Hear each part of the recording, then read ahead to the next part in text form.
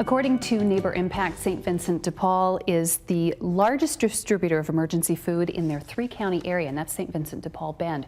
Joining me today, the president of their board, Stan Brock, and Bill Parks, who does social services for them. Welcome to you. Thank you. There is a huge need in Central Oregon. I want to just put out a number here. Last year, you provided over 300,000 meals to 18,000 people in this area. That speaks volumes right there. What is St. Vincent de Paul? What's the mission of what you do? Our mission is to provide any kind of support that we can for the needy, the less fortunate in our area. And we don't care how they got there, we don't care what religion they are, we don't care what race they are, we don't care where they are in the age group, we don't care what their personal opinions are. If they need help, our job is to try to help them. And Bill's the executive director, and he knows a lot more about the day-to-day operations. But we see a lot of people, and we're really glad that we have some opportunities to take care of them. Oh, absolutely. Well, so are they. Yes.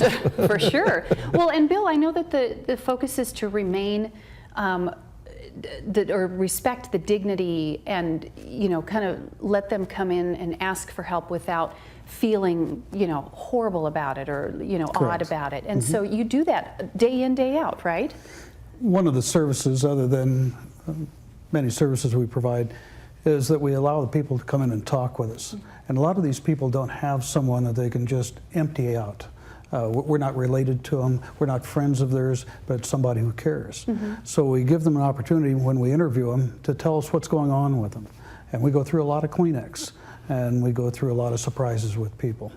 I bet, though, as you have those discussions, they may come in for one thing, but you find out that there's a whole bunch of different things that they need help with. Is that correct? Which is the purpose of the interview, other than just the food we're providing or the shelter we're providing, what else is going on. So what in addition to food and shelter, is there anything else that you provide for folks? The shelter that we provide is for low-income people. We have a criteria for those people based on their vulnerabilities. Sure. Single mothers are our top concern, then elderly, disabled, and we try to find those people. Our rents are set below market so that they can afford to stay there. In addition, we help out with prescription help for much needed prescription. There's a lot of psychopharmaceuticals. There's a lot of people on the streets that need help like this. We also help with utility cutoffs. Last year we spent $18,000 helping people keep their lights on, keep the gas going, keep the water flowing, things like that. We also provide warm clothes for people in the wintertime, and we have a propane voucher system as well. Yeah, all just absolutely necessities for these folks. And Stan, oftentimes we'll hear the terms working poor. And these are the folks, they're out there working full-time jobs, and they still can't do it.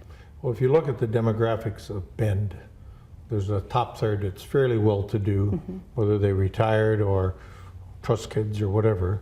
And then the middle third are working at reasonable jobs. And then the bottom third are usually in the service industry of some sort.